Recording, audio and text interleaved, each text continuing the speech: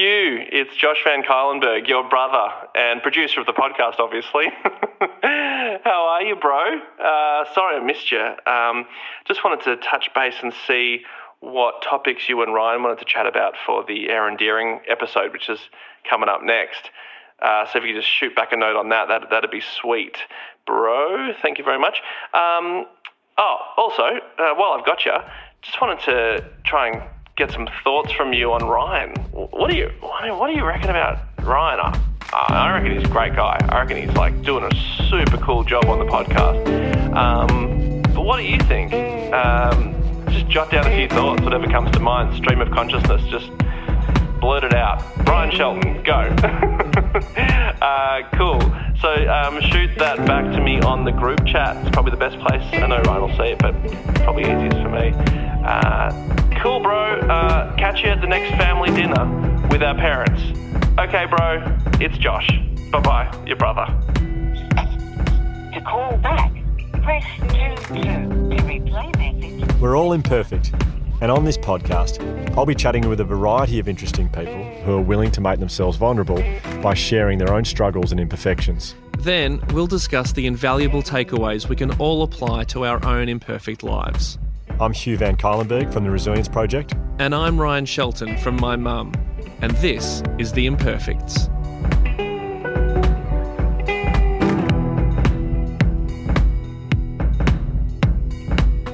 The Imperfects, I said it at a conference the other day. I said, I finished my talk now by saying, and if you enjoyed this, you might enjoy our podcast, The Imperfects. And everyone looks really confused by they go, the what? Imperfects. And this is a hard word to say, or maybe I find it hard to say in a clear way. I think you're pretty hard on yourself with the words you can say. I mean, last week you were really beating yourself up about not being able to say entrepreneur. And now it's the title of our show. I mean, I think if there's one word that you should be able to say, it's, well, Hugh. And then the next one is The Imperfects. Welcome back to The Imperfects. I'd like to say due to popular demand, but we'd already organised it. Yeah, we are. So there was always going to be a third and fourth and fifth. Yeah, well, we hope so. I mean, it would be a bit harsh if the feedback was so severe that we cancelled ourselves. Yeah. Oh, God. Well, the feedback was lovely for Jack Watts' episode. I mean, I was a bit nervous when we put it out there, thinking some people might say, "No, sorry, he did something really bad." And yeah, it was pretty incredible, actually. The amount of people who, I mean, you was just saying you've had over 300 messages. Yeah, well, I feel like a little bit I've opened Pandora's box by talking about sliding into people's DMs. Oh yeah, and I all of a sudden now. I'm not a rude person, but there's a lot of people who I haven't got back to, and I will. I feel a little bit. You'll get back to all 300. Well, I don't know how. I'm not. Sounds like a guarantee. I will do my best to get back to as You'll many do your as best. Yes, that's what I'll do. Okay. I will do my best. Well, all we can do is our best. Yeah, totally, totally. So, how are you judging which ones you'll get back to and which ones you won't? I don't have a criteria yet. Okay, I don't have a criteria, but yeah. Thanks for sending lovely stuff. There's one message I do want to mention that I received the morning after the Jack Watts episode launched, whatever you call it, happened. Yeah, what's the terminology for it? Dropped. You drop it. Well, I don't know how someone dropped a podcast, or because we didn't always say dropped. Albums dropped, don't they? Yeah, but have they always dropped, or have they just been like released? Released. That's what I was after. Yeah. Yeah, that's what. Yeah, so dropped seems like an accident. Yeah. Oh, the album's been dropped. No, what? Is it okay? Yeah, it's fine. We picked it up, and it seems like it's intact. But we'll just don't drop it again. Absolutely. Next week, they dropped another album, and maybe it just stuck. Yeah. So now we're dropping things all over the shop. Well, let's say release. So after we released the Jack Watts episode, I woke up to quite a few messages the next morning, but one really stood out to me, and it's quite a long message, and it was from Jack's ex-girlfriend who we spoke about in the podcast. And the first line was, it said, "Hi Hugh, I'm actually Jack's ex-girlfriend," and I automatically got very nervous. And I thought, oh God, what's this going to say? And I was quite worried. Anyway, I didn't need to worry. It was the most amazing message. It was so beautiful. She was talking about how she felt like she listened to that episode. She said, I was very teary the whole way through it. And she said, this is the first time I've actually seen it from Jack's point of view, and I feel enormous empathy for him. And I wasn't able, I was so clouded by anger having listened to him talk about it, it's the first time I've really seen it from his point of view. And I actually wrote back and said, just so you know, we weren't saying you should have shown more empathy. We were saying the spectators probably should have, and the people who are having a go. And she said, no. And I also realised that the best way to get your way through anything is to have empathy for the other person in whatever situation you're in, which was amazing. That is just, I mean, it doesn't get much better than that. I mean, that's incredible. Yeah. Did I tell you guys I had dinner with Missy Higgins last night? Did you? Yeah. You have not mentioned that. We did. You have not mentioned that. That's all good. Cool. Did she mention me? It was Penny, myself, and Dan, Missy's husband as well. We went out to a pub and have a lovely meal. Just the four of you. Great. It was really nice. Great. It was very good. Yeah. Yeah. No tables for 6. No. We asked. I'm sorry. That was we were totally fine. Yeah, just tell us before. So. Yeah, we were actually pretty flat out last night anyway. So yeah, I assumed that would probably be the case. So yeah. No, we had heaps on last night. So even if you did invite myself and my partner, we couldn't have made it. Absolutely couldn't have made it. We literally were flat out last night. So I'm glad I didn't have to turn you down. I'm glad I didn't have to disappoint Missy in the end, to be honest. She would have been the one that was truly hurt. Well, that's okay. We were saved by the table situation, I guess. So yeah. But yes, just put through that in there. Anyway, moving on. We've got Erin Deering on the show today. Yeah. Erin Deering. Now, so before you told me about Erin, I'd never heard of Erin before. I'd never heard the name or... Yeah, I remember you called me back and said, I left a voicemail for you saying, we've got Erin Deering wants to go on the podcast, and I told you the story, and you rang back and left me a voicemail saying, oh, it's so exciting, we've got that person. Aaron Deering. Oh, Aaron Deering. He'll be great. Just remind me again who Aaron Deering is. Aaron Deering. Yeah, Erin Deering. Okay, yes, and so I didn't know, but when you explained to me, she's the co-founder of Triangl Swimwear, which again I didn't know by name, but then as soon as I googled Triangl Swimwear, which I'm sure there'll be a lot of guys listening now who will be googling Triangl Swimwear, and you know, yeah, I've done that. Yeah. Well, you recognize it. You recognize that sort of block-coloured swimwear that she did was everywhere for a few years. It was just, if you're on Instagram, I feel like you saw it all the time. So, and then to hear the story that you then told me about her life, it is unbelievable. Yeah, she has really went from nothing to being a multi-millionaire with her ex-husband. When she told me her story, I thought, this will work for the podcast, really, because it's something that I think a lot of us suffer from, not to the extent that she's been exposed to, but a lot of us have this thought that if this happens in my life, then I'm going to feel really happy. And Erin had everything she ever wanted, but she, as we'll hear in this episode, she was extremely unhappy. She does go to some pretty dark places in this episode, just as a heads up. But yeah, it'll lead us to some good conversations afterwards. Great. Here's Aaron Deering. Sorry, Erin Deering. Aaron Deering sounds like a really good cricketer. Aaron Deering, God, he was good. He was good young. Did bowl early on, Deering, but Deering just couldn't quite do it when he hit the pros. Yeah, but we'll always remember Deering as a good man. He's still around, actually. Aaron Deering.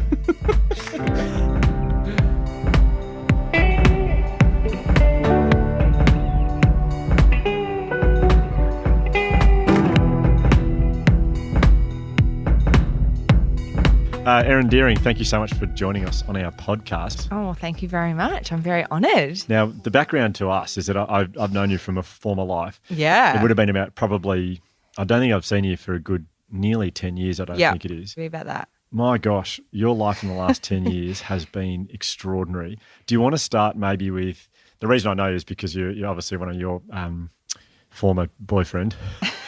Who's a very, very close friend of mine. Yes. In Nico. Yes. And you guys, your relationship ended. Yes.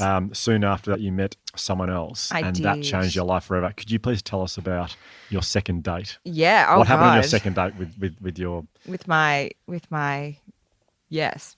Him? I don't know what to call him. Yeah. My ex? Yeah. Lovely Craig. Yeah, okay, second date. So, God, it was at a beach, which is a very intimidating experience for a second date with a man 10 years older than you.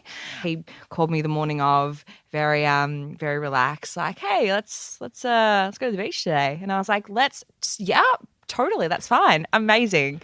Get off the phone, frantic drive to Chadstone to find a bikini. So you obviously liked him a lot if that was like, you wanted to look really, really good. Yeah, and terrified because Yeah. you're just like, I'm about to be in a state of undress, like a proper, like I can't, like, this is really terrifying.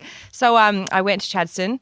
I was one of those girls that only had like one bikini, and it was a tattered old black string bikini. I just wasn't a swimwear girl. Went around, tried to find a bikini, couldn't find anything that I wanted. There was, surf brands, and then there were more like high-end, more expensive brands.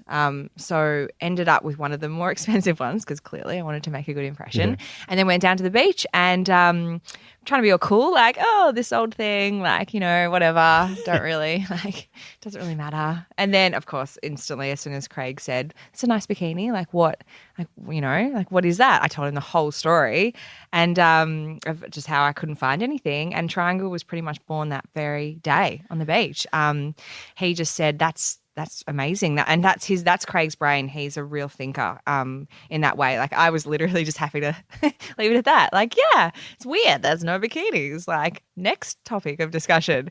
And he really just wanted to kind of delve into that. And from that day forward, Triangl was pretty much not set in stone because it took us a little while before we made the move to Hong Kong, but it kind of that started the wheels turning for us.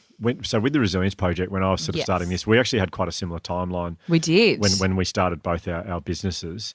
I haven't created an empire like you have, but I had a few moments along the journey where something happened and I went, oh my gosh, that changes everything. Yes. And I think my question is to you, do you have a memory of something early on that was like your first, wow, that changes everything? Yeah. I mean, that one for us, the first one, there's been so many. Yeah, I can imagine. There's been quite many, yeah. It was almost at one point in 2015 when it felt like that was happening almost daily. And you were like, well, that changes everything. And then the next day you're like, oh. But the first one was definitely the Kendall Jenner one. Talk me through that. So what happened there? This is like such, this is one of my favorite stories to tell, actually.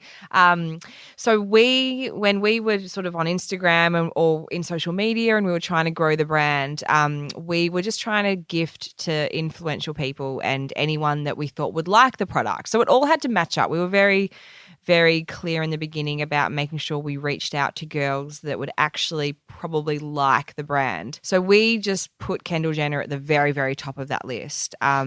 She, young, into swimwear. So we really wanted to get to her, but we knew that we couldn't just reach out to her PR or her. It just would not work. So we came up with the idea of gifting it to all of her friends, all of her network, her group.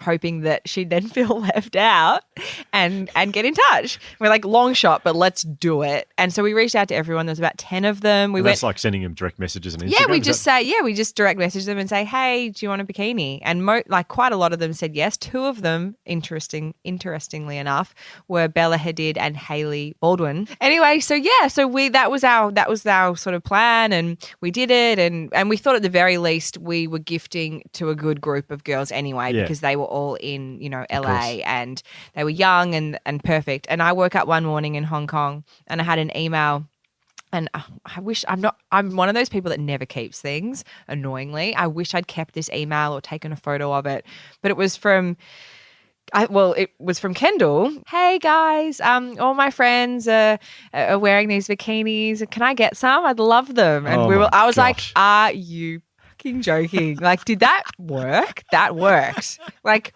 whoa, we just could not believe it. And we sent her the entire collection. Yeah.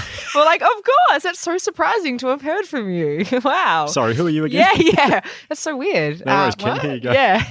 So we sent them to her. She tweeted, because Twitter back then was still bigger than Instagram. Okay. This is 2014. And she tweeted to 5 million followers.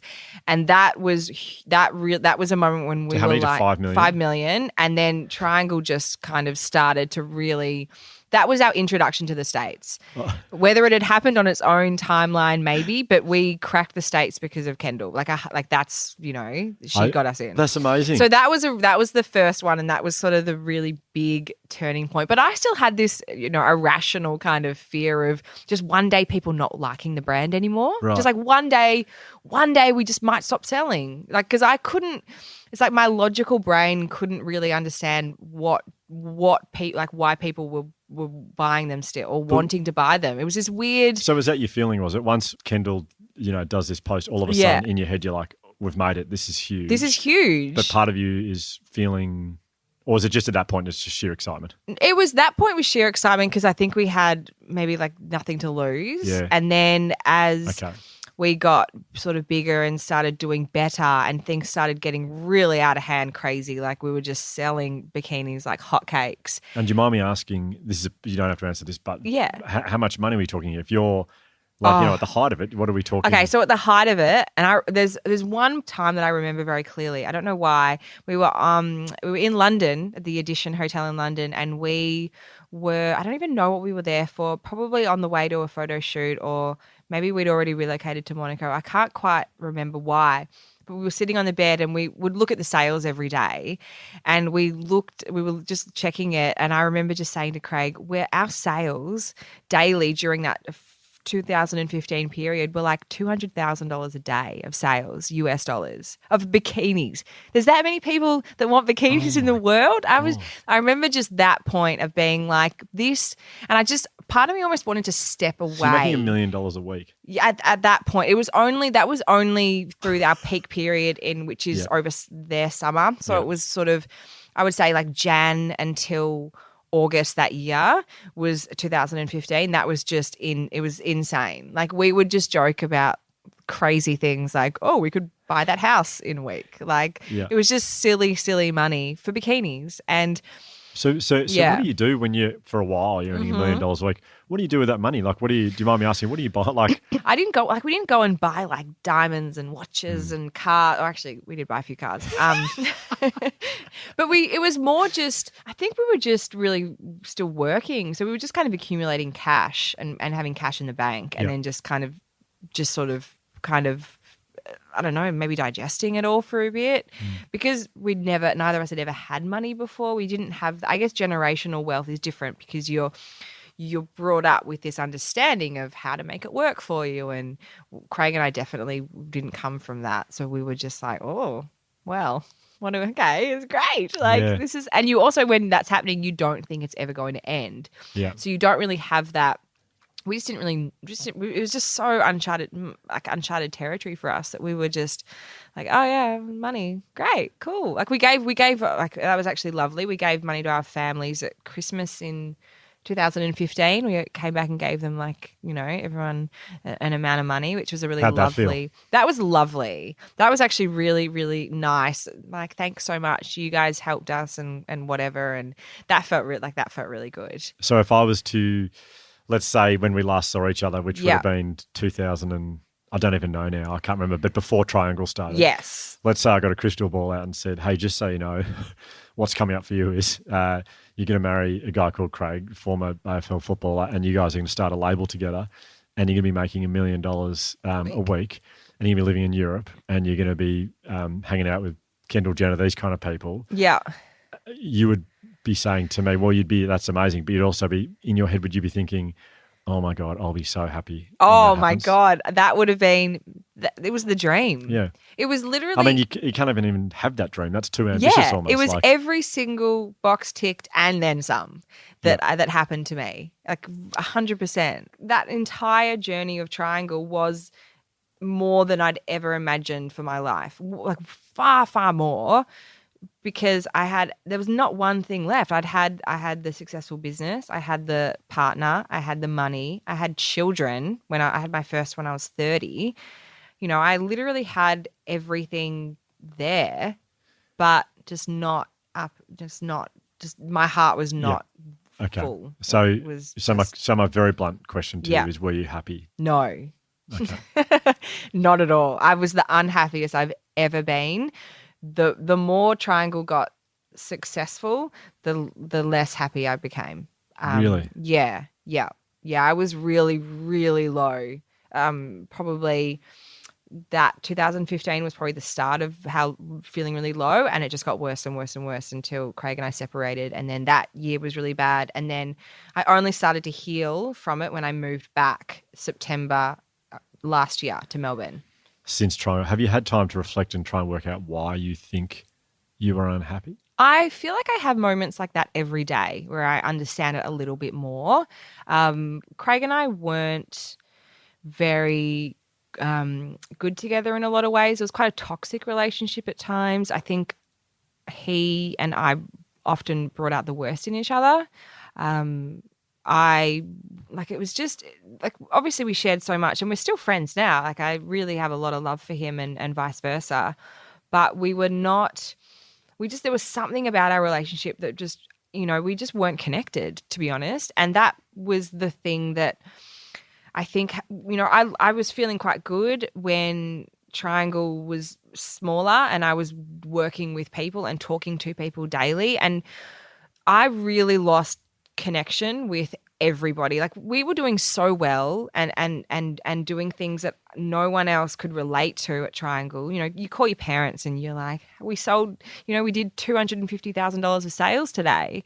And that's exciting news, but they can't understand that. They can't relate. They can be happy-ish, but it also, I'm one of those people that I can really feel, I can pick up on how other people are feeling.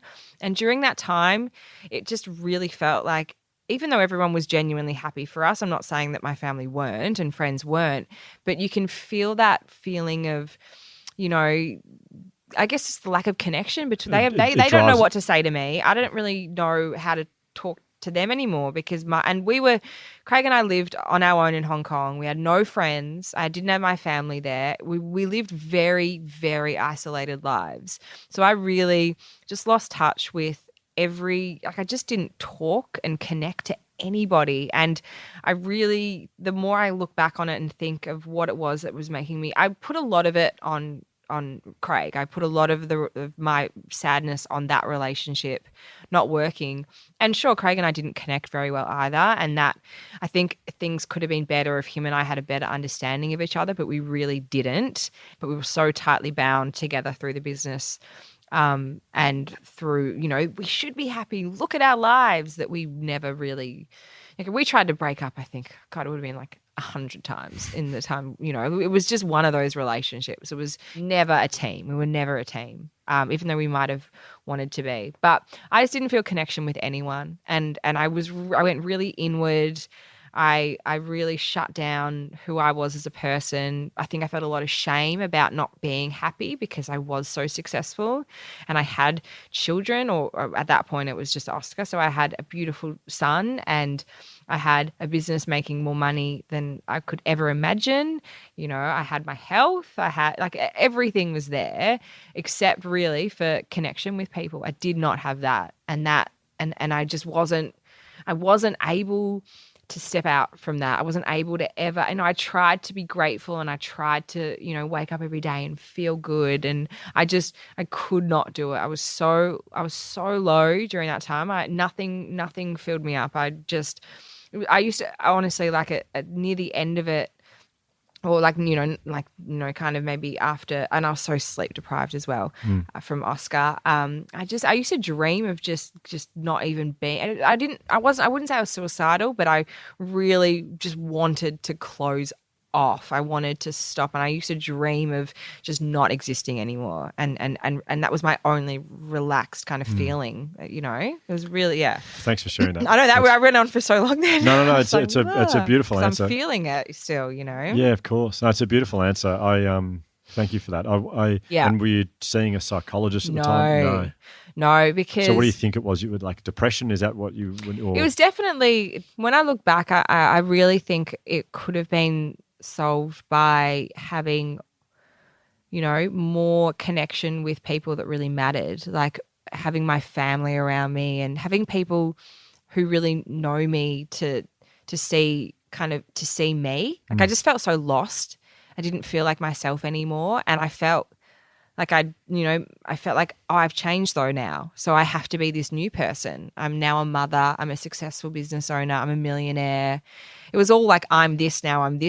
And I just lost, I didn't feel anything. And I didn't talk to anyone about it. And I really, when I look back, I wish I did, but our lives just didn't lend to that at the time because we were traveling. And I also probably felt like shameful about going in to see someone and be like, I'm really sad and this is how good my life is, but I'm really sad. Like it was a weird, it was a weird thing to kind of, I just pushed it in the back of my mind because I thought there's no way I have a right to be unhappy. So just park it.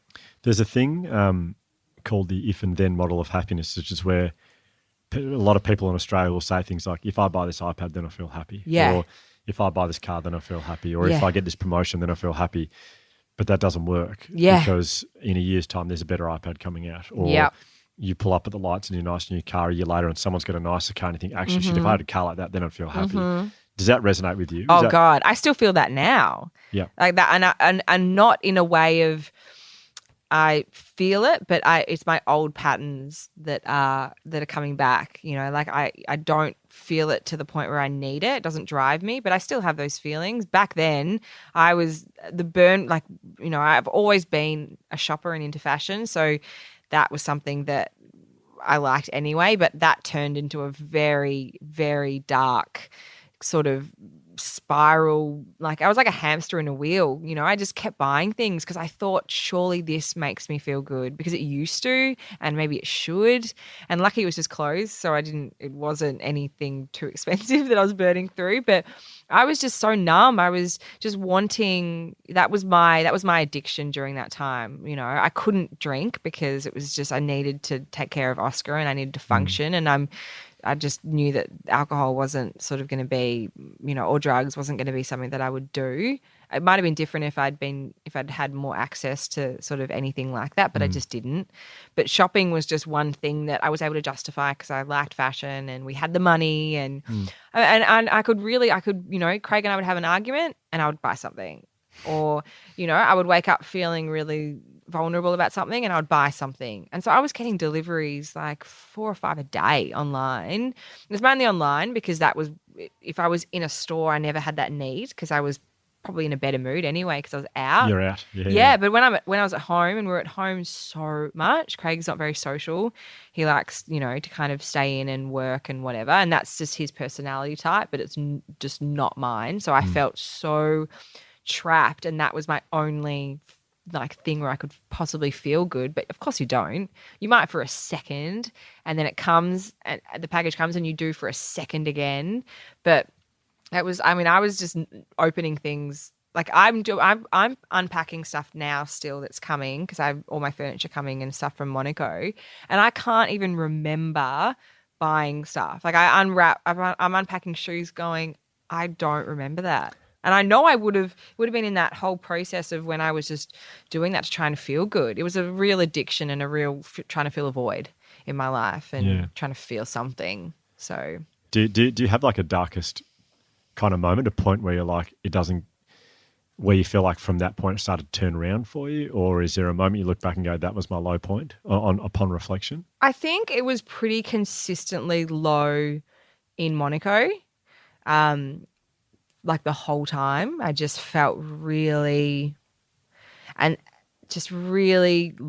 not me. Like it starts to almost impact your physical in the way of, I've kind of stopped smelling things, and like I couldn't, like when I always think, when you're outside and it's spring and you can smell flowers or you can smell trees, I stopped smelling stuff. I stopped feeling like I numbed myself off to everything, or my body, or something had happened where I probably should talk to someone about this because I'm sure this would happen to other people as well. I was so in my own self, I just could not connect to anything outside of me. That was pretty much, I would attach my time in Monaco to that, like that feeling. And then when I got back to Melbourne, so I thought when Craig and I separated and I stayed in Monaco and I had my apartment done by Tamsin Johnson, who's an amazing interior designer in Sydney. And I thought that's going to make me happy. Like that's going to work. And I spent a fortune with her, love every piece, had the most beautiful apartment. And I would just come home and not even engage with it, because I also had this apartment and had no one to share it with, because I was living in a city where I had not one friend, not one family member, not one person to talk to, have over, like it was just a weird, it's just not a life. Like I used to think that all the time, especially during that year. That was probably quite low. And there were a lot of times when I had the boys full time then, and there were a lot of times when I would go to bed and Oscar used to sleep in my bed with me at night. And I would think, if it wasn't for these boys, I just don't know what, like I've never allowed myself to think anything worse than that. But I remember thinking,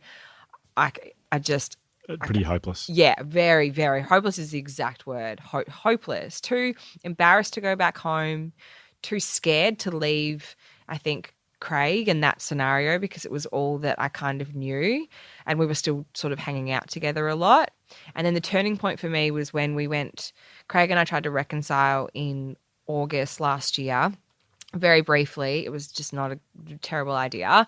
We went to Hong Kong to work on the business together for a little bit, because I thought maybe I would get back involved and maybe we could just try, and like, let's try and make this work. Let's be a family. And those 2 weeks were the most anxiety ridden. That was my low point. I lost about 4 or 5 kilos in 2 weeks. I could not eat. I could not sleep. I'd never believed in anxiety attacks. I'd never thought they were an actual physical thing. I thought people felt just more anxious. They just felt it. I didn't ever think it would come out of you physically. And I would wake up in the middle of the night feeling like I was going to have a heart attack, like heart racing, feeling completely out of my mind, out of body. And that was when I just knew something had to change. That was so scary, because I knew my physical, my mental state was not just staying in my mental state. It was starting to come out physically. And I just thought, if I don't do something, I'm going to die. Like I'm either going to get some kind of disease because my body's so inside so depleted, or that terrified me. So I went back to Melbourne and took the boys back to Melbourne September last year, and I've not really left since then. And the first few months were really, really hard, and I was just I felt like I was looking down at myself from above, being like, who are you? Because you're not you. Like, and what's happened? And then I started to really realize that the last 7 years or maybe a little less than that, but those years of being unhappy and ignoring it, that's coming back now to get me. And now I'm suffering now because of that. And I started to realize how detrimental that behavior during that time was. And I'm now just still in the middle of healing all of that and trying to understand and, trying to, I guess, like be happy again and appreciate me for me. And yeah. So what are you doing now you're back in Melbourne that you feel is, because you seem, we had a coffee a few weeks ago. Yes. It was a bit more than that now. And I felt like, you told me a lot of this story, but then you also talked about how the fact that you were feeling a lot better at the moment and you were doing things that were helping you to sort of, I think recover is probably the best word. So what are you doing now you're back in Melbourne that's helping you to feel? Because I can't help but think about the amount of young girls who will hopefully listen to this podcast and who maybe have dreams around being really successful in fashion, being very rich, meeting an AFL footballer who also is into fashion, all that kind of stuff, and then going, well, hang on a minute, that's my dream. Like, you're telling me I won't be happy. So what are you doing now that really makes you feel happy? I think like the thing that, there's two. I always think what I'm doing now, and then I always think what I would have done differently back then. Yeah, right. What I'm doing now is really simple. And what I was doing when I got back, in the sense of trying to get myself back, I just started doing things that I knew felt good for me and not feeling bad about it. And that was, like working out's a big thing for me, although I'm overdoing that at the moment. I've just done a really bad abdominal strain, so I can't actually work. So I still push it. I still don't really have the balance sorted, but I'm doing like little things, like I'm listening to music again, and I'm being very, very social with people that I want to be around, and I'm just being really connected and trying to spend my day doing that, because that's the thing that I notice the most. Like if I go into my head and I have too much time on my own, even though I love that, I need to make sure I'm stepping out of that as well. So for me, it's just, it's really just connection, and it's also just being okay with who I am. I think Triangl, I really lost my way once the business outgrew me, and then was so ashamed to admit that I went along with it, and that's when I lost myself, because I just felt so bad that I couldn't keep up with the business, and obviously like that's not surprising that I couldn't, because I'd never done it before, but I wanted to just always be better, and I think there was just this lack of acceptance and shame. So I didn't own that. I didn't talk to anyone about it. I think when I look back at that time, and what I would do differently is just, I was so isolated and I kept it all in. And that is just the worst thing that I did, because no one knew what I was going through. My family they knew something was wrong, because and they thought that, now that I'm back and I'm better and I'm back to kind of, I guess, who I really am, now everyone's saying things like, oh, we never thought we were going to get you back. Like we thought you were gone. We thought you were lost. Like just because I just How does that make you feel when you hear that? That is it's relieving that I'm like back, but it's also it's mixed feelings, because I feel sad that I was so lost and not able to get out of it at that time in my head. So that's, it's quite confronting, because it's also, and I still feel bad now, because it's like, like how dare, like I think this, and I'm fine about it now, but it's like, how dare I be so sad during that time, that there was nothing that happened during that time. Like people have real tragic things happen to them, like really tragic things. And mine was just because I couldn't process what was going on well in my head. But then I guess that's a good thing to talk about, because it just shows you that this kind of, these feelings and this unhappiness can happen to anybody at any time. And it's really less external than it is how you deal with things inside. Are you, now you're back in Melbourne doing this stuff, are you smelling? Are you smelling again? Are you smelling things am. Again? I smell everything. I live across from the road from the botanical gardens, so I smell grass and I I have a big nose, so I smell like I need to, like it's good. That's like a good tool for me. I do. No, you don't. I do. It's fat nose. Do you want to cut this part from the podcast? We can keep it in. It's true. It's honest. I couldn't disagree with you more on that, but I do want to talk about an interesting one for me, hearing you say all this stuff. Yeah. And by the way, it makes me very happy to hear that you're smelling things again. Thank you. Thank you. Really nice. Yes, it is. Because I love, like, that's my... It's funny when you smell things, it takes you back to certain memories in your life. Well, that's what they say. They say that smelling is the one sense that's most linked to memory. You give me any Lynx deodorant can, I'll tell you which year level at school I wore it at. Africa. That's me with Impulse. I had someone had Impulse on like a few weeks ago, the one that I used to wear. I can't remember what it was called, maybe Dreams or something. And I was like, I wanted to follow her down the street, because I was like, I'm back. I'm 13 again. Like I need to. That's amazing, isn't it? Isn't it? It's so amazing. The smell is amazing. And I like, that's nice. I can smell things again. Lynx did a one-off special edition when I was in year 12 called Aqua. And I still think it's the greatest smell. And I'm sure, anyway. Let's definitely cut that. We're cutting that out. So, just because you don't want anyone to know that you think that. That's embarrassing anymore, for you. Just so everyone knows. But so anyway, going back onto you and not my deodorant in school. Here's a one I find really interesting is I'm really critical, and I have been very critical of the influence of social media and what it does to our lives and what it's doing to us at the moment. And Instagram, I think, is absolutely at the forefront of I mean, I'm on Instagram and I use it for various reasons. So I'm not saying no one should have it. Instagram helped to a large extent Yeah. build your empire. I mean, Yeah. you're not probably having conversations with Kendall if it's not for social media, really. Exactly. Yeah, exactly. But and if I look at your Instagram account, I'm looking at saying, well, that's the perfect life. Like, Oh, that yeah. is just, It's a show reel. it is. It's a show reel. It is. What are your views on social media? And I mean, because I follow you, I see the stuff that you post, and Yeah. how does it? I mean, okay. Here's a question: when do you post? When do you decide? Is it when you've got something you want people to see, or is it when you're feeling something personally, or is it?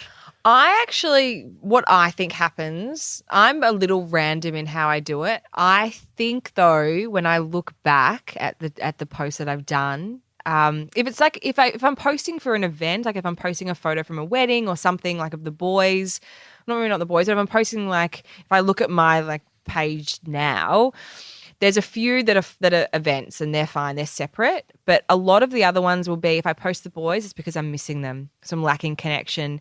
If I post, it's generally I feel like it's when I'm missing something, like I'm lacking connection or lacking that sort of.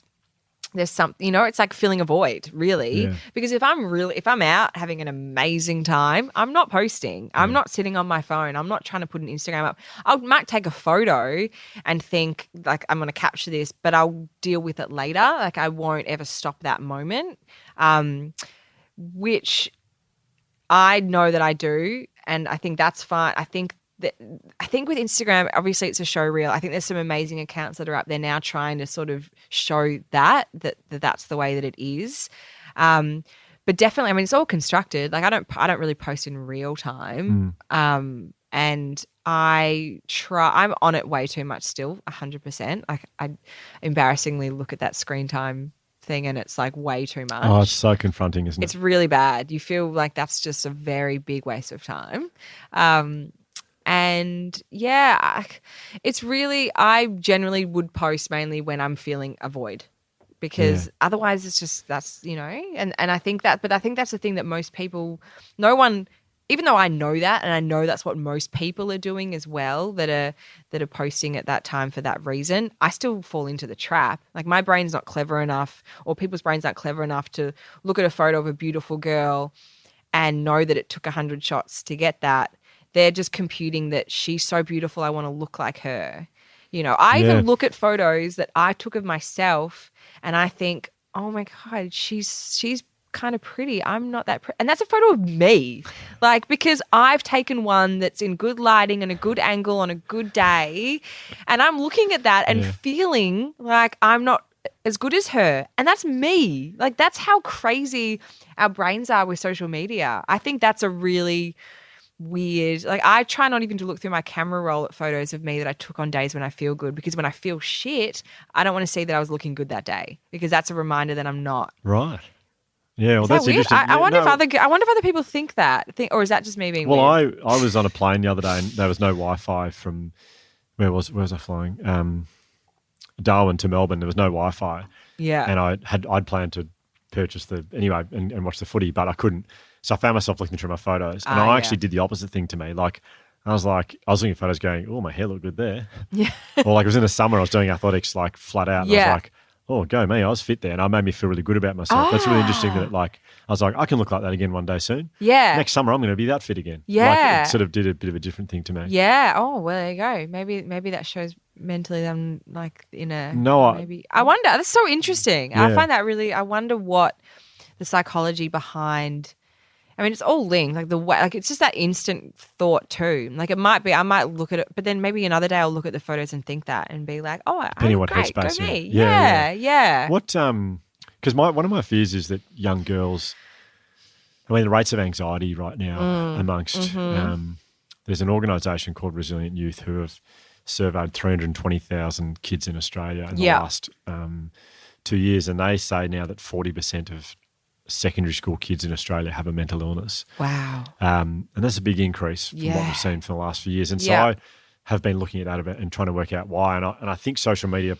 plays a part. One of the things I think about for girls is I look at the photos that go up of girls, and I think back 15, 20 years ago when young girls are looking at magazines, they're looking at models, and so they say, well, I expect her to look better than me. Yes. She's a model. So I don't think it was healthy, but I still think they're saying, well, they're models. Of course, they look better than me. Yeah. They're one percenters. Totally. You know? Yeah. And now we look at Instagram and their colleagues, their friends, girls their age, everyone's looking amazing. And so they're looking at these photos saying, my hair will never look that good. My skin will never look that good. Yeah. My body will never look that good. Yeah. And yet here you are saying, I'm looking at a photo of me, of myself going, I'll never look that good. It's Yeah. you. Yeah. And it's actually you, and I you're know. still. Yeah. And I just wonder how much, and I'm interested to get your thoughts around mental. I mean, if you've spent if you've spent half an hour on Instagram, how do you feel afterwards? Oh shit, awful. I make a habit of, well, firstly, I try to sleep with my phone in another room because I just don't like it being in there and I want it away from me. And when I get up in the morning, I try to avoid social media as long as possible. Until maybe I've done a workout or had a coffee, with my boyfriend, like gone down, had connected with people, real people.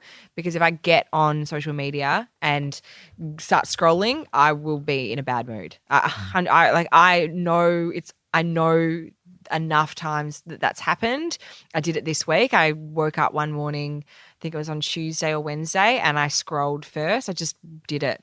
Like, I was feeling fine. I didn't really think about it. And I went into my head for like the next 3 hours. I was just not in a very good mood. I pulled myself out of it, went and whatever. But it has a very detrimental, because it's almost like, I don't know, for me, I feel like you're looking at these photos of people and part of you is thinking I should be connecting to these people or connected, because usually you'd be looking at photos and like that and they're meant to be friends or whatever, but you're not. And it's just this weird feeling of, because I follow a lot of people that I know and they're usually the ones that stick out to me because, there'll be influencers that I know through whatever. And they're the ones that I usually find myself comparing myself to or feeling a little more drawn to. And it's the same stuff for me that it would be for young girls, that like, I'm never going to have hair like that. I'm never going to have skin like that. I still feel those things sometimes. I'm just able to, I treat social media more now, I think, like I would treat having a glass of wine or like, I only do those things when I'm feeling good already, because if I'm feeling not good, I'm not going to go into that because it's just going to make me feel worse. It's funny you say that. I had a psychologist tell me once that alcohol, what it does is it exaggerates whatever mood you're experiencing. And so if you are feeling anxious and you start drinking a bit, you're going to feel more anxious. Yes. If you are feeling excited, up to a certain point, alcohol is going to make you even more excited. Yeah. And I love that you've brought that up, because I've never thought of it that way. But I think social media, to a certain extent, does the same thing. Yeah. Like, I think if you're like in a good mood and you have a little scroll, like, I mean, we're all doing it. No one's going to ever ban it. But I think if you can have the awareness to, for me, it's not so much if I'm feeling good, let's scroll on Instagram. Yeah. Because I'd rather do something good if I'm feeling good, like let's go and see someone or whatever. But if I'm feeling down and I'm feeling bad, then I really do try and stay off it. I actually try and stay off my phone and do something more tangible, like go out, or I even don't mind sitting in silence if I'm not feeling great. Like, I'd prefer that than sit on Instagram. Just to sit with the negative emotions. But definitely going down,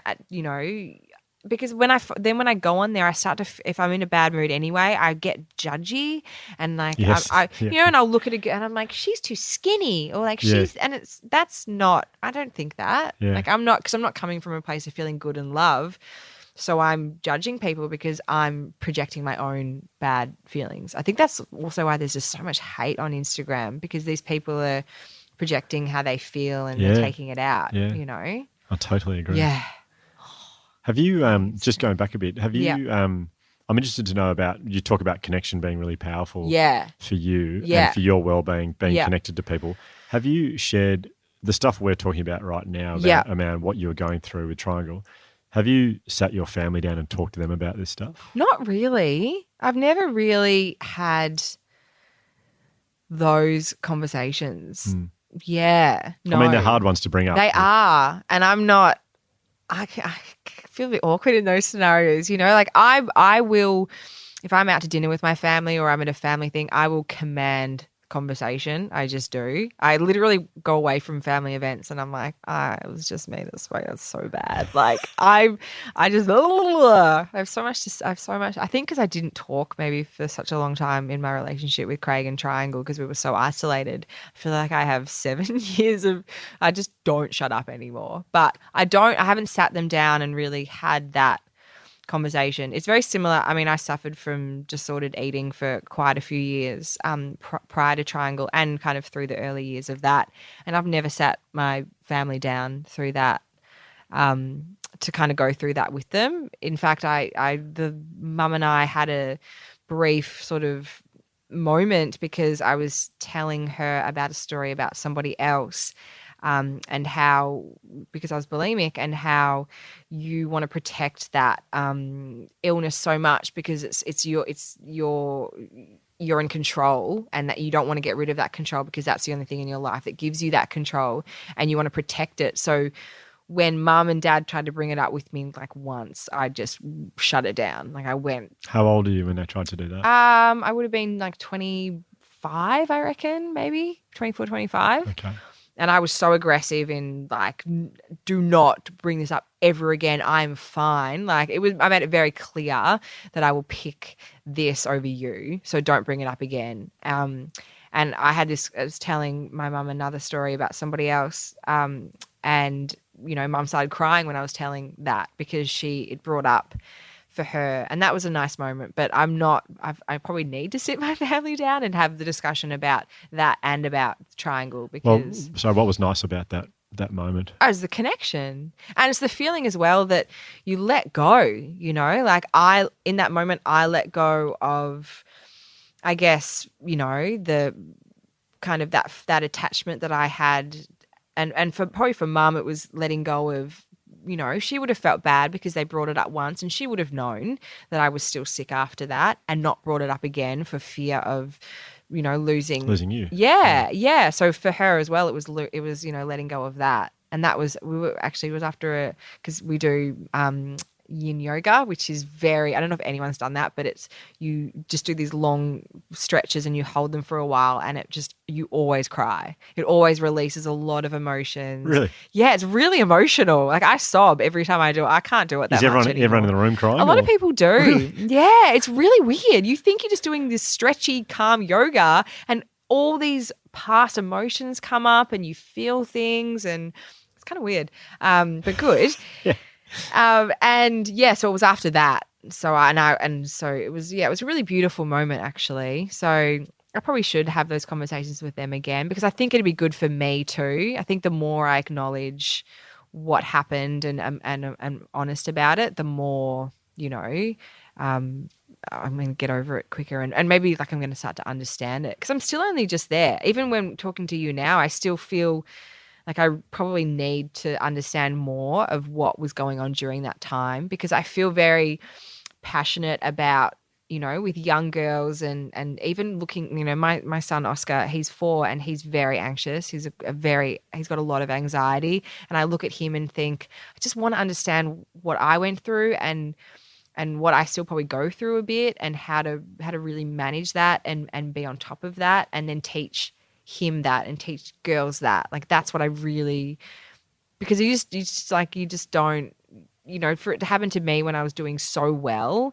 I just can't imagine how some people would deal with nothing might even bad have happened in their life and they're like, why am I anxious? Yeah. Like my 4-year-old's anxious. What's he anxious about? Yeah, like totally. His toys? But he's very, very anxious. He chews on his sweater all the time and just has that real, he's just kind of born that way. Maybe it's funny the statistics on I think certainly adolescents. 65% of adolescents who experience mental illness don't reach out, and I think it's probably not far off that for adults as well. Yeah. So I don't know the statistics for adults, but I think it's so important that people like you saying this is so powerful because it hopefully encourages other people to have the courage to say, yeah, I'm struggling at the moment. You've been so generous with your time, but also very courageous in talking about what it's really like to be someone who has as I said, from the outside, you build a fashion empire, and you're loaded all of a sudden, and you're living all across the world, and beautiful kids and beautiful husband, all that kind of stuff. But to actually have the courage to come on and share your real story is, I think, it's going to help a lot of people. So, thank you, Erin Deering, thank you so much for joining us. It's been a pleasure chatting to you. Thanks, Hugh. It's been an honour. Thank you for having me. Sure.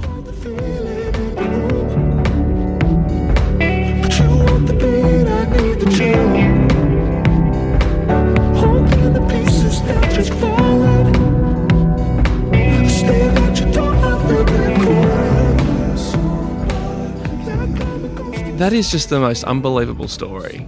That's phenomenal, isn't it? It is just like you talk about. There's so much about that story. Like I really, when I first listening to the start bit, I really, even though I kind of knew the story already, like you'd spoken to me about it, I still kind of got sucked into thinking, oh wow, that'd be good. Yeah, how imagine cool is living that? in Yeah. Monaco with $30 million, $50 million in your bank account or whatever it is. Imagine making $1 million a week. Like I kind of felt myself getting sucked into envying that life. Why do we, because Erin talks about when she was at her lowest, to make herself feel happier, she would turn to shopping or she would rely on a house makeover to make her happier, superficial things. Why do we constantly or continually turn to these things, whether it be, oh, when I get a new job, that'll be good, then I'll be happier? Why do we do that? Even though we know when we do that, it doesn't work. Like we know that when we buy something online and we get it sent to us, we know that we're happy for a second, but then it doesn't last. But we keep doing it. Because we live by the if and then model of happiness. And the if and then model of happiness is where we say to ourselves, if I buy this iPad, then I feel happy. Yeah. If I buy this car and drive around a car like this, then I feel happy. Which iPad?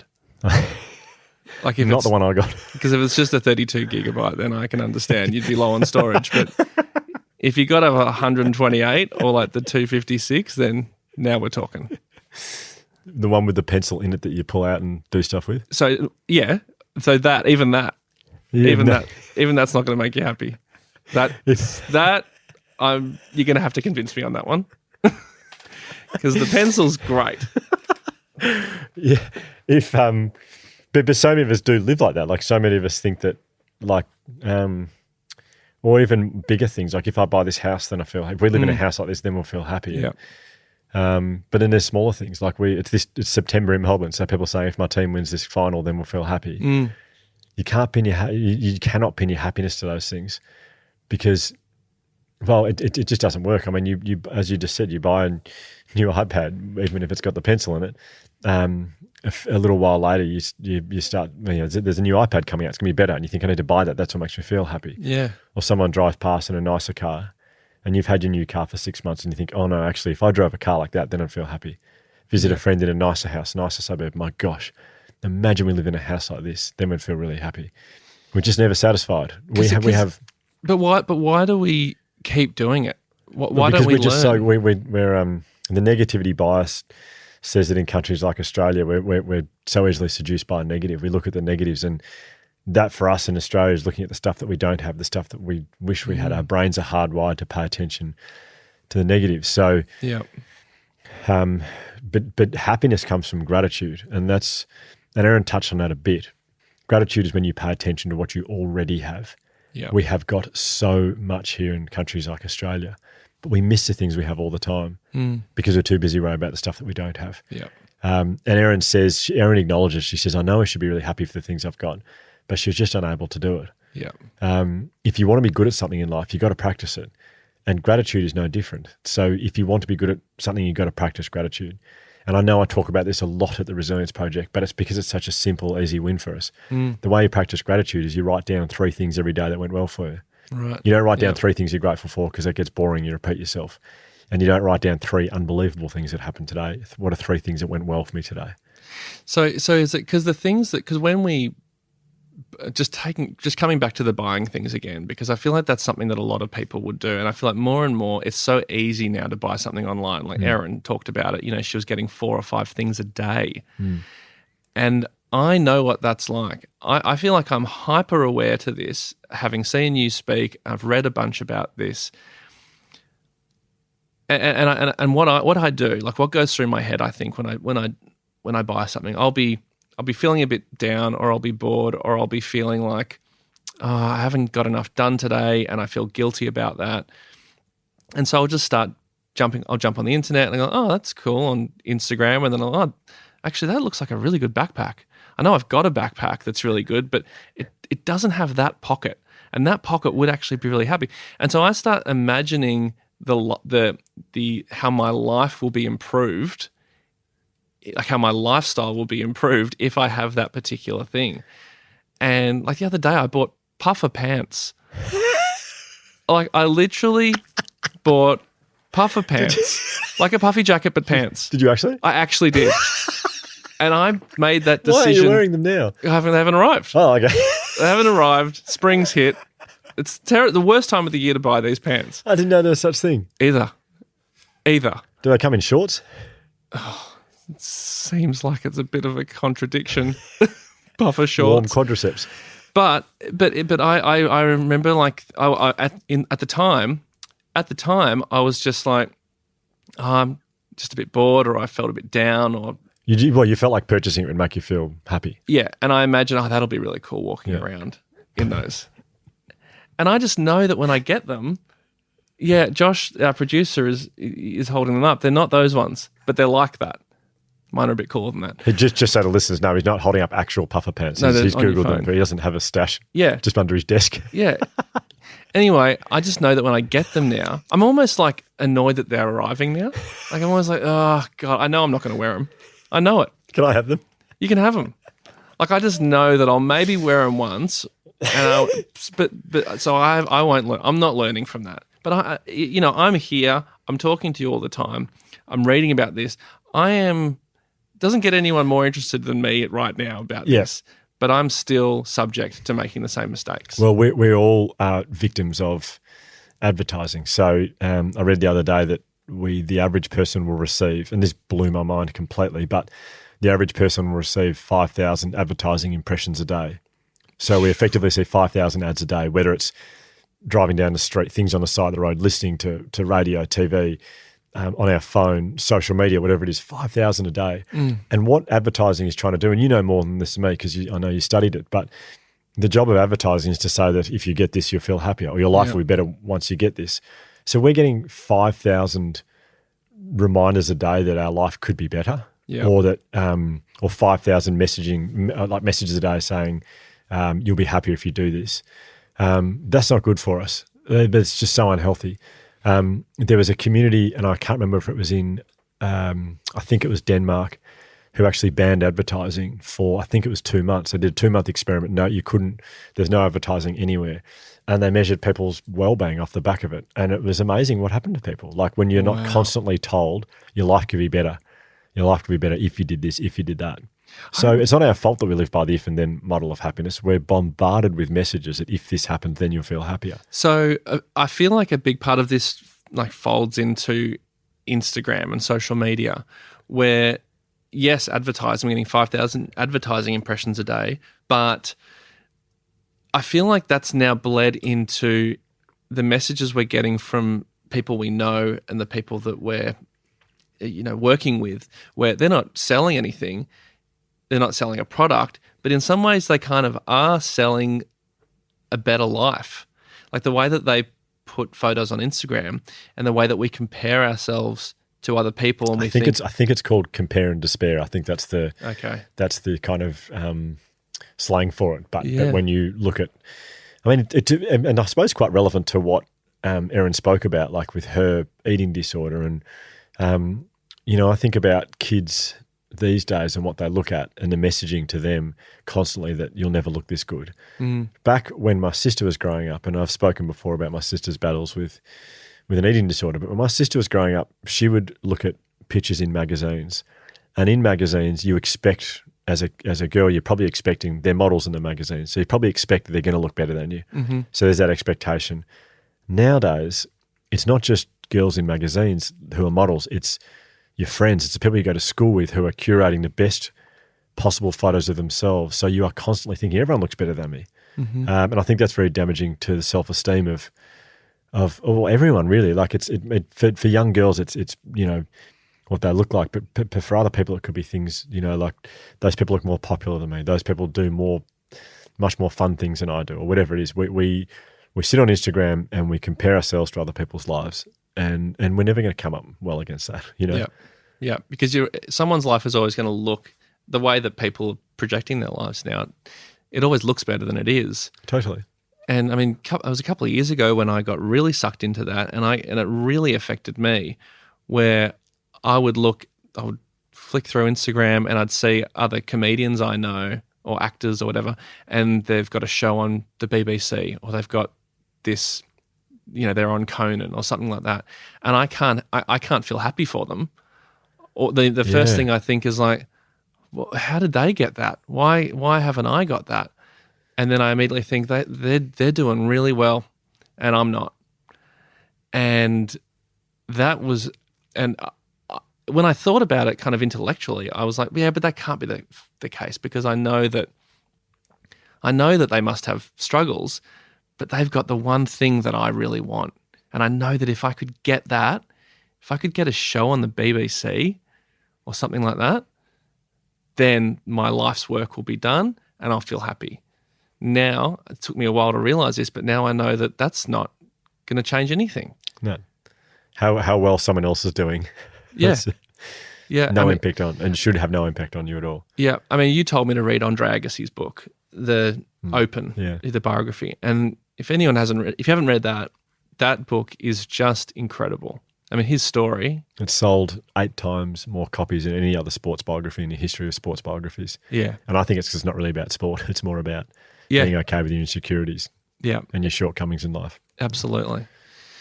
So, yeah, so another thing that I mean, you sort of touched on it before, but another thing that Erin was talking about was, which I found just astonishing, is the fact that she hasn't spoken to her family about all the struggles she was having during the Triangl period, but then also about her eating disorders and the struggles she's had with that. She's, I feel like sometimes it's easier to talk to strangers than the people that you're closest to, but I just thought maybe if you could, because of your own experience with your sister, the importance of talking to people closest to you, family or loved ones. Yeah. So, I mean, I sat here, not in judgment, but we did this recording with her a little while ago, maybe a month ago or something, and I listened to her say that and I was thinking, my gosh, imagine not reaching out to your family in a time like that, or imagine not having a really honest conversation with your family about something that is so awful for you. And I was thinking, the poor thing, that must be so hard. I feel sorry for her because, you should be able to talk to your family. And since that time, I have just finished writing my book. And in doing that, I've written about my sister, and I wanted her to read what I'd written before it goes out to the public. And so I sent the chapter to her, and it brought up some stuff that we have never talked about. And so we had to have some really hard conversations about stuff we'd been through together in our life, childhood, and the impact it's had on us and our relationship. And I realised, I mean, this is stuff that we'd never talked about, and I cannot believe we had never talked about it. It's just really hard to go there, and I fear if it wasn't for the book, we may not have had that conversation. But our relationship literally in the last 2 weeks, since we did the last episode, has gone through the roof, because we actually had to talk about some really hard stuff for us from our past that we actually discussed properly for the first time. And I was thinking back to Erin, I was sitting there thinking, oh, the poor thing, she hasn't talked to her family, when I hadn't really done it myself. And so I mean, Erin said she hasn't really talked to her family about this stuff, and I hope when she listens to this, she feels like that she can. Well, I'm sure her family might listen to this, in which case it might start the conversation for her. But I think for anyone listening out there, no one's family is perfect. Every family's got its issues. I haven't met her. Oh no, I do know one perfect family, but apart from the Clarks, who have this perfect relationship. But we all have issues in our families. We all have struggles, and we all have challenges and incidents that have popped up. And I think we just have to work out a way to have conversation. A family's too important to have an awkward energy there between two of you, or have issues. It's just too important. But so, and don't answer this, but if you don't want to, but only because I think people would listen to this. People who know who you are and have seen you talk and know what you do for a living. It seems like, well, if you haven't been able to speak to your family, you run the Resilience Project. Like, you talk about gratitude, you talk about empathy, mindfulness. This is your everyday. And even for someone like you, it seems like, God, if it's hard for you, it's hard for everyone. It's hard for anyone. When you spoke to your sister, so the last 2 weeks, you said that it's been great that you've been able to speak with her, and it's changed a lot. But what has it changed? What difference has it made? Well, we disagreed on quite a few things from our. We had some pretty strong disagreements on the way we viewed certain things that had taken place in our life, and then the way that it had affected our relationship. And so we actually had conflict for the first, I don't know, half an hour, maybe even an hour of the conversation. We were disagreeing and trying to get our point across. For people listening going, well, how do I do have an issue in my family that's never spoken about, and I do think we need to talk about it to move on. What I did with my sister essentially was I pretty much wrote her a letter with my side of the story. I mean, it wasn't a letter, it was a chapter for a book. But she read it and she was really, really upset with my view on her and our relationship. Yep. And so she read it, and then she was able to, then that started our conversation. So it might be, the advice for people out there might be, if there is a conflict or there is an issue in your family, there is a problem in your family and with a family member, and you want to move past that, maybe write them a letter to say, this is my side of the story, this is how I feel about. Yep. Because you can take your time to get the wording right, and you can hand it to them, and they can have time to sort of digest it and maybe calm down from the original response. Yeah. And then from there, maybe you have a conversation and you hear their side of the story as well, hear their the way they see things. And then it might take a while. For my sister and I, it was a long conversation. She's in Los Angeles, so it was a long conversation on the phone one afternoon. And then was there a delay? Luckily not. Because that would be one of the worst times to have a delay. It wouldn't have worked. Oh, no, you go. No, you go. That's all right. No, you go. Luckily there was no delay, but it was hard. Like it was really hard because I disagreed with what she said, and we just kept disagreeing, and then we slowly started to. In fact, yeah, I mean, we got there eventually, and it was. It took quite a while, and I saw her. She came to Melbourne. She just left this morning. I dropped her at the airport, and she won't mind me saying this, but there has been a bit of an awkward energy between us for a long time. Like for how long? For a long time. I mean, she left to go to LA when she was 22, and when I was 25, so it was 13, 14 years ago. And has there always been? Stop me if I'm getting too personal, but has there always been something in the back of your head thinking I need to talk to her about that? Or has it just been something that you've just accepted? No, I think I've just thought, she doesn't quite get me, and I don't quite get her. Yeah. I mean, don't get me wrong, we love each other very much. We're very close, but I feel like I've just felt like, she doesn't quite get who I am as a person, and I know she's felt the same. Mm-hmm. But just to actually say that to each other was pretty massive. Wow. And I've always thought, her going to LA was, I'd like to get away from all this, but for her it was a fresh start she needed for many reasons, and we said that to each other a couple of days ago, and I just felt there was no awkward energy between us the last few days. And it was really nice, and it's because I essentially kind of wrote her a letter to say this is how I feel about everything, and she had the chance to respond, and that we took it from there, basically. So, Erin, if you're listening, which I'm sure you are, maybe you could write a letter to... Or a book. Yeah. For those of us not writing books, letters are fine. Correct. Because a full novel seems like... it seems like a roundabout way for J.K. Rowling to speak to her family. It's like she could have been a bit more direct. She made a lot of money off it. Hang on, who do you mean by Hermione? Who's that supposed to be? So I think what I take from the episode, and I have listened to it a few times now, trying to work out what we pick out for people, and different parts of the interview will speak to different people, what they're going through. But if I can give you two practical things from that interview, it's that we need to get better at paying attention to what we already have if we want to be happy. But you can't just walk away from this podcast and say, yeah, that makes sense. You've got to practice it. So how do you practice that? Just try writing down 3 things before you go to bed that went well for you during the day. You can write it in a journal next to your bed. You can write it on a shower screen door. You can discuss it with your family over dinner. By right on the shower screen door, I mean with your finger in the Oh yeah, not a texter. I had a guy the other night queue up after my talk. There's a massive queue, and it got to his turn, and he said, he goes, mate, just a quick one. I love that shower thing. What are you using? And I said, what do you mean? He said, and I said, oh, my finger. And he went, oh, fuck, I'm so sorry. He just walked off. Oh, I'd love to know what his shower looks like. And how big is his shower?